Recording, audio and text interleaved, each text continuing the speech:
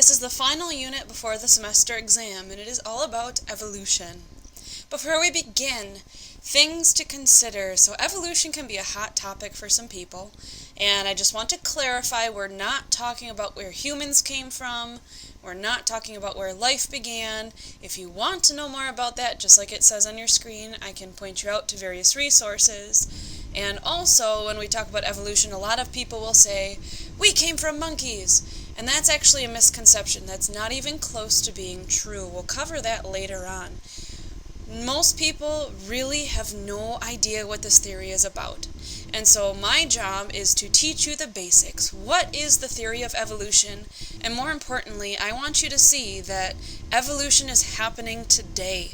And it's happening in the world around you. And we're going to take a look at that at the end of the unit.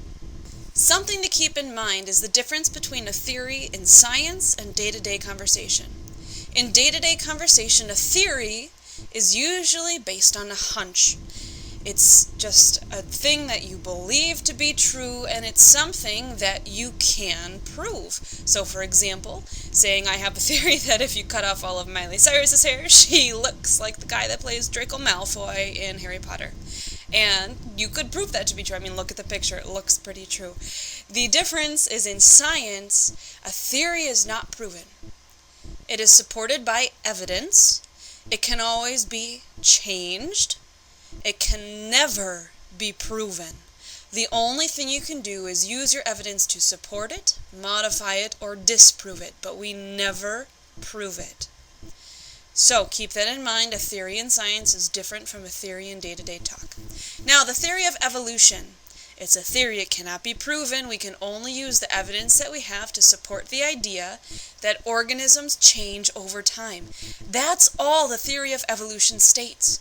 Groups change over time. And I will give you lots of evidence to show that groups do change over time. Because groups can change over time, it's a source of biodiversity. And something you need to keep in mind, put stars around this, highlight it, whatever, keep this in mind. An individual cannot evolve. You, as a person, cannot evolve. You can have a mutation that gives you a trait that makes you different. That is not evolution. A population evolves over time. You're looking at how that group of organisms, the penguins in the Arctic, the dogs in Fenimore, the ants in a colony, whatever, you're looking at how that group evolves over many, many generations. For a very long time, people didn't think anything changed, that species did not evolve. But then some people started to pick up on the idea that, wait, there are changes happening. Jean-Baptiste Lamarck was French in the 1800s, and this is very oversimplified, but in general, he thought that organisms can change their body when needed, and then they can pass the changes on. So if you look in the picture, the giraffes were short-necked. Over time, they stretched their necks out, so this would be next generation to the next, where because the branches were higher and higher, they keep stretching their necks from generation to generation, which causes their necks to get longer, and eventually they can reach the trees. Because it's favorable, it gets passed on and on and on. We now know that this isn't true. Charles Darwin, and other scientists as well, Darwin's the big name, but just please realize that there were other people too.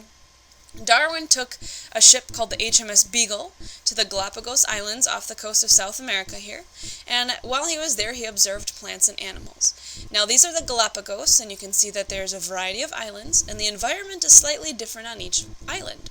One thing he noticed was that the tortoises, while there were tortoises on similar islands, the ones, let's say, on Santa Cruz Island looked pretty similar. But if you compared those tortoises to, let's say, the ones on San Cristobal Island, they looked a little bit different because the environment was different, the food was different, etc. He noticed a similar thing with the finches, that across the islands, the finches had different beak sizes and shapes that matched whatever the food source was on that island. So he came back to England, thought about his ideas, looked at the ideas of other people, and wrote a book called On the Origin of Species by Means of Natural Selection. And he had 5 main ideas in this book. That among a species, there's always going to be variations. There are differences. Sometimes those variations are more favorable and allows the organism to survive better. So if you look at the moths on the tree, which color, which variation is more favorable? Well, being this white here with black flecks because they blend in better with the trees. The black moth tends to stick out. All living things, third idea, face a struggle to exist, whether that's overpopulation, as you see in the pictures, a lack of food, organisms being poached or having competition with other organisms. There's a struggle to exist. And because there's a struggle, the next idea is that there's always going to be competition for resources. This brings up the idea of survival of fittest. The best suited for the environment with the most favorable traits is going to survive. That brings us to our last point. Whoever has the most favorable traits will survive, reproduce, and keep passing those traits on. Then the population over time will evolve in favor of that trait, and I'll show you an example shortly. Some important vocab you should know: an adaptation is a variation that makes something better suited to its environment. If an organism is not well adapted, it could die, and then that trait over time could fade out. If an organism is well adapted, we say that it is more fit. Its fitness increases. Fitness does not mean anything to do with health and weightlifting and what we consider fitness. In biology, fitness is how many descendants can you leave behind. The organism that can reproduce the most is considered the most fit. So looking at these pictures, which crab is the most fit? Sharpie with the sharpest pinchers, Big Spotty because he's the biggest and eats the most clams, there shouldn't be an apostrophe there, or Little Crabby because he fathered the most offspring. In terms of biology, C, Little Crabby is the most fit because he survived to reproduce and reproduce the most. All of these things give us the idea of natural selection. The organisms with the best traits for the environment are the most likely to survive and pass those traits on. Here's an example of natural selection. We have two kinds of beetles. We have orange beetles and we have green beetles. And the birds prefer, for whatever reason, to eat the green beetles. Because the green beetles are getting eaten and the orange ones are getting ignored, the orange ones are able to reproduce a lot. So the green ones keep getting eaten. The orange ones keep reproducing because they're not getting eaten. So over time you would expect the population to be mostly orange. It would take lots of time. Again, it's as a population. And they're going to flourish because they have not been eaten. They've been able to reproduce and pass that trait on. Here's some pictures. Okay, so we have a deer that likes to eat cacti.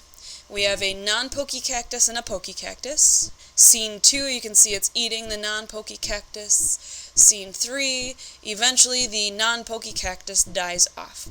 So here's Darwin's ideas. Individuals in a species vary. What are our variations of cactus? Well, here we have non-pokey and pokey. Some variations are favorable. What is the more favorable kind of cactus to be?